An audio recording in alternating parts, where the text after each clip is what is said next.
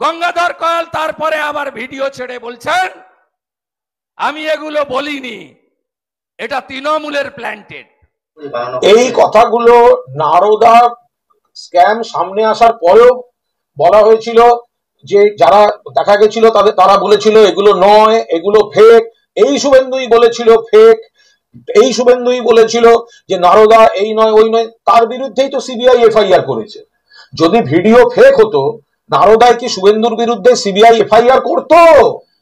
CBI ওদের, তাহলে CBI তো এফআইআর করেছে কার বিরুদ্ধে? শুভেন্দুর বিরুদ্ধে। কিসের উপর? ভিডিওর উপর।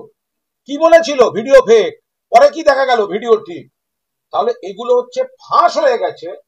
এখন কোনোভাবে টাইম কিল করা আর সিবিআই এর পায়ে পড়া যে রাজ্য পুলিশ যেন তদন্ত না করে, শিগগিরই তোমরা এটাকে নিয়ে আমাদের প্রোটেকশন দাও, প্রোটেকশন দাও, প্রোটেকশন দাও। সেই কারণে শুভেন্দু অধিকারী সহ বিজেপির নেতারা ব্যাকফুটে গিয়ে এই ধরনের কথা বলছেন।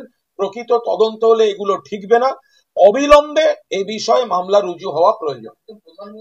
প্রধানমন্ত্রী নরেন্দ্র মোদী, অমিত শাহ থেকে শুরু করে যারা সন্দেশখালি নিয়ে বাংলার সম্মানহানি করেছেন, বাংলার মাটিতে পা রাখার আগে তাদের ভুল স্বীকার করে নিয়ে এই সম্মান নষ্টের জন্য, মিথ্যা প্রচারের জন্য ক্ষমা চাইতে হবে।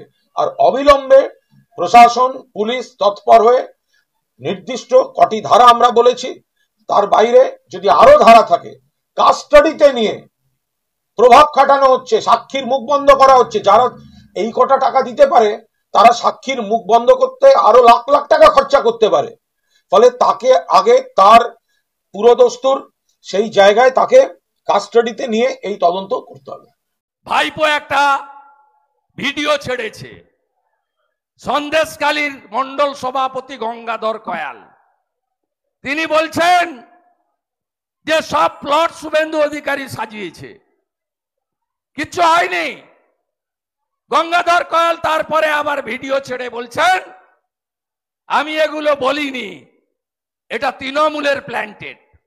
এই চিটিংবাজ ভাইপো, আপনি এগুলো করে কিছু করতে পারবেন না। আপনার পিসিকে হারিয়েছি, আপনাকে জেলে পুরব, আপনার পিসিকে প্রাক্তন করব। আমরা জানি না গঙ্গাধর কয়ালকে সিবিআই এর কাছে পাঠাচ্ছি। এই মিথ্যা ভিডিওর জন্য ভাইপোকে কি করতে হয় করে দেখাবো। আমার নাম শুভেন্দু অধিকারী।